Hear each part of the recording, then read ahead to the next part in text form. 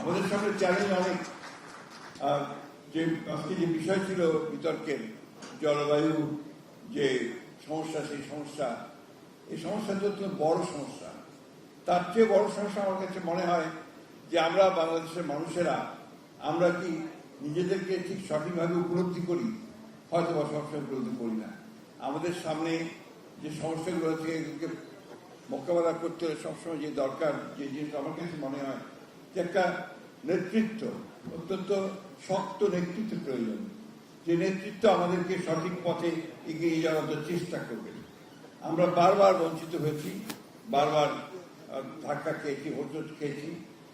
এবার আমাদের সামনে একটা সুযোগ এসছে। এই জন্য আমি বলছি কথাগুলো যে আপনারা নিশ্চয়ই লক্ষ্য করেছেন যে আমাদের বর্তমান প্রধানমন্ত্রী তিনি কিন্তু বাংলাদেশের নির্বাসিত অতিথি ফিরে এসে প্রথমে যে কথাটা বলেছিলেন যে আমার একটা পরিকল্পনা আছে।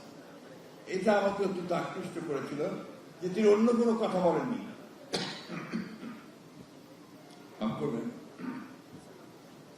তিনি চেয়েছেন যেখানে এই দেশটাকে আবার নতুন করে গড়ে তুলতে হবে একটা পরিকল্পনা দরকার। সেই পরিকল্পনা কাজ শুরু করেছেন। অনেক চ্যালেঞ্জ, এত বড় বড় চ্যালেঞ্জ রয়েছে যে সেই চ্যালেঞ্জগুলোকে মোকাবেলা করে রাতারাতি সবকিছু হয়ে যাবে এটা মনে করার কোনো কারণ নেই। কিন্তু একই সঙ্গে আমরা অত্যন্ত আশাবাদী হয়ে উঠেছি। আশাবাদী উঠেছি এই জন্যে যে আমরা দেখতে পাচ্ছি যে আমাদের তরুণরা তাদের যে ক্ষমতা দিয়ে, তাদের দেশের প্রতি যে ভালোবাসা দিয়ে তারা যে একটা অসম্ভবকে সম্ভব করেছে, একটা ফ্যাসিবাদকে হটিয়ে দিয়ে একটা গণতান্ত্রিক পরিবেশ সৃষ্টি করেছে, উদার একটা গণতান্ত্রিক ব্যবস্থাকে প্রতিষ্ঠা করবার সুযোগ এনে দিয়েছে। এই জিনিসটা কিন্তু আমাদের জন্য বিরাট পাওয়া বলে আমি মনে করি। তাই যখনই জলবায়ুর কথা মনে হয় যে কোথায় আমাদের সবকিছু ধ্বংস করে দেবে, দক্ষিণাঞ্চল শেষ হয়ে যাবে, পানিতে চলে যাবে, আমাদের উদ্বাস্তু জল উদ্বাস্তুরা অনেক সমস্যার সৃষ্টি করবে, দেশের জন্য আমাদের কঠিন অবস্থায় দাঁড়াবে। তারপরও মনে হয় যে আমাদের এই যে সন্তানেরা তারা যারা আজকে অত্যন্ত অনেক উঁচু মানের তারা পড়াশোনা করছে, তারা চিন্তা করছে। আর আস্তে আস্তে আমার বন্ধু, সাংবাদিক বন্ধু আমার সঙ্গে এসছেন, তিনি বলছিলেন একটা সবচেয়ে বড় যেটা আশার কথা তা হচ্ছে আমাদের ছেলেরা তাদের বুকের মধ্যে তারা কিন্তু বাংলাদেশটাকে, দেশটাকে রেখে দিয়েছে। এটা একটা বিরাট কথা। আমি তাকে ধন্যবাদ জানাই যে এই কথাটা আমাকে মনে করে দিয়েছেন। সে জায়গাতেই আমাদের শক্তি, আমাদের স্ট্রেংথটা ওই জায়গায় যে আমরা উঠতে জানি, আমরা ভেঙে গেলে, ধ্বংস হয়ে গেলে আবার উঠে দাঁড়াই। এই জিনিসটাই আমার কাছে সবচেয়ে বড় মনে হয়।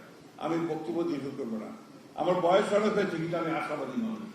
আমি বিশ্বাস করি যে আমরা উঠে দাঁড়াবো এবং আমরা জয় করবো। সেই কথা যে ওই সেল ওভারকাম। আজকে এখানে ভাইস চ্যান্সেলর সাহেবের কথা হচ্ছিল, তিনি অত্যন্ত আশাবাদী এখান থেকে যে ছেলেমেয়েরা বেরোচ্ছে তারা ভালো করছে। সব জায়গাতে আমাদের ছেলেমেয়েরা খুব ভালো করছে। আমি জানি যে আমাদের ছেলেমেয়েদের সঙ্গে আমরা চাকরির সংস্থান করতে পারছি না, সমাজ পারছে না, কিন্তু সেটা চেষ্টা করতে হবে। ইনশাআল্লাহ তার মধ্যে দিয়ে আমরা এগিয়ে যেতে পারবো। আমাদের মাননীয় প্রধানমন্ত্রী তারেক রহমান সাহেব তিনি ইতিমধ্যে কত দৃষ্টান্ত স্থাপন করেছেন। সেই পরিবর্তনগুলো যদি আমরা আনতে পারি আমরা অনেক দূরে এগিয়ে যেতে সক্ষম হব। এই একটি মানুষ, আমি আপনাদেরকে শুধু আমার দল করে বলছি না, তিনি 24 ঘন্টার মধ্যে প্রায় 18 ঘন্টায় কাজ করেন এবং তিনি সারাক্ষণ ভাবেন যে কি করে পরিবর্তন নিয়ে আসতে যাবে। এই পরিবর্তন আমাদেরকে আনতে হবে।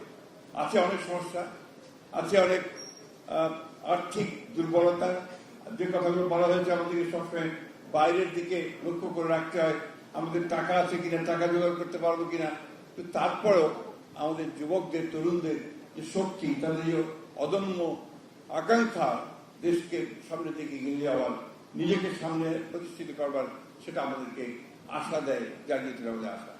আমার একটা বদনাম আছে যে আমি সব কথা দিয়ে কবিতা বলার চেষ্টা করি, এখনো কিছু কিছু মনে আছে, তাই আবার একটু বলতে চাই যে সবখানি বলি। যদিও সন্ধ্যা আসিছে মন্দ মন্থরে, সব সঙ্গীতে গেছে ইঙ্গিতে থামিয়া, তবু বিহঙ্গ ওরে বিহঙ্গ মোর, এখনই অন্ধ বন্ধ করো না পাখা। পাখা বন্ধ করা যাবে না, উঠতে হবে, তুলে তীরে আমরা পৌঁছবই। সবাইকে ধন্যবাদ আমাকে আমন্ত্রণ জানার জন্য, সুযোগ করে দেওয়ার জন্য, আপনাদের সঙ্গে মিলিত হওয়ার ধন্যবাদ। আসসালামু আলাইকুম।